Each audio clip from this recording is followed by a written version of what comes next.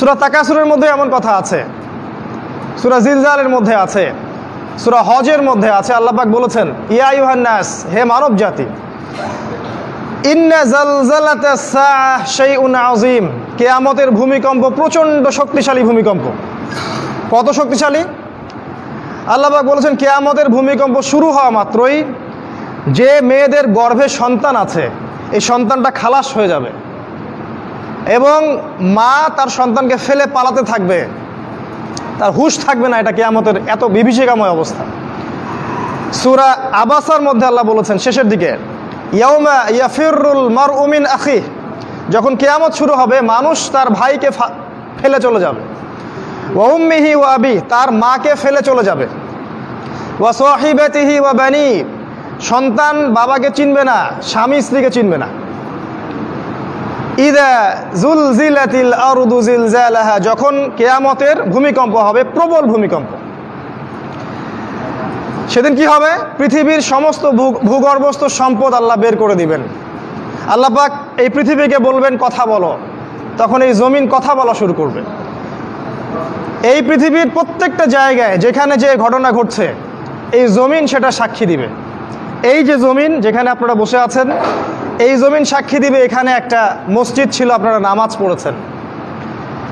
যেখানে বসে সুদ খাচ্ছেন, যেখানে বসে সিনেমা দেখছেন, যেখানে জুয়া খেলছেন, ধর্ষণ করছেন, ওই প্রত্যেকটা জমিন কিয়ামতের মাঠে আল্লাহর সামনে দাঁড়িয়ে কথা বলবে, সাক্ষী হিসেবে কথা বলবে। শুধু তাই নয়, আল্লাহ পাক বান্দাকে ডেকে তার পাপগুলোকে দেখাবেন।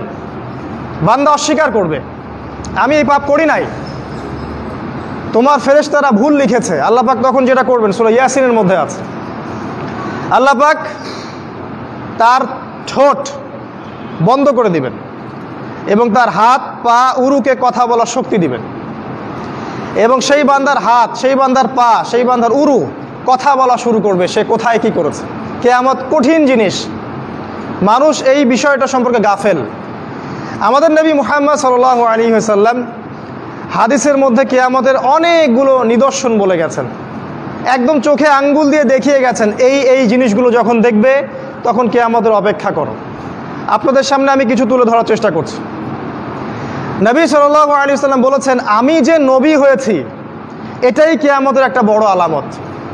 তিনি বলেছেন, বুইসতু আনা ওয়াস সাআ কাহাতাইন, আমাকে আর কিয়ামতকে এইভাবে পাঠানো হয়েছে, আমাকে আর কিয়ামতকে এইভাবে পাঠানো হয়েছে। মানে এই দুই আঙ্গুলের মধ্যে যতটুকু দূরত্ব, আল্লাহ রাসূল সাল্লাল্লাহু আলাইহি ওয়াসাল্লাম আর কিয়ামতের মাঝখানে এতটুকু দূরত্ব আছে। এই হাদিসটা উনি বলেছেন 1400 বছর আগে। তা আপনার যদি সামান্য বিবেক থাকে আপনি বুঝতে পারবেন যে এখন 1400 বছর পর কিয়ামত কত কাছে। নবীজি আরও বলেছেন, আমার ইন্তেকাল কিয়ামতের একটা আলামত। তিনি আরও বলেছেন, কিয়ামতের অন্যতম নিদর্শন হচ্ছে মুসলিমদের ধন সম্পদ বাড়তে থাকবে।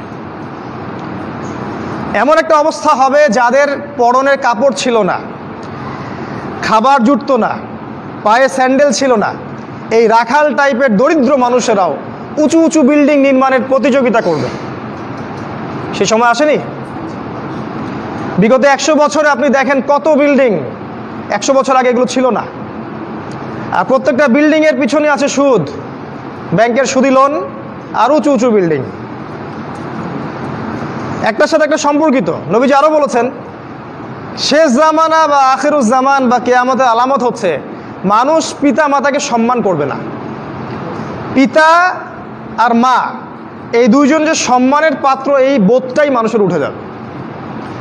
সম্পদের জন্যে মানুষ তার পিতাকে হত্যা করবে, ভাই তার ভাইকে হত্যা করবে, স্বামী স্ত্রীকে হত্যা করবে, স্ত্রী স্বামীকে হত্যা করবে, এমনকি সন্তান মাকে পর্যন্ত হত্যা করবে সম্পত্তির কারণে।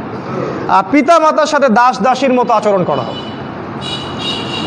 নবী সাল্লাল্লাহু আলাইহি ওয়াসাল্লাম বলেছেন, কিয়ামতের অন্যতম নিদর্শন হচ্ছে যে সমাজের বেশিরভাগ মানুষ সুদের সাথে জড়িত হয়ে যাবে। ইচ্ছায় হোক আর অনিচ্ছায় হোক, হয় ব্যক্তি সুদ খাবে, না হলে সুদ দিবে, না হলে সাক্ষী থাকবে, না হলে লিখে রাখবে।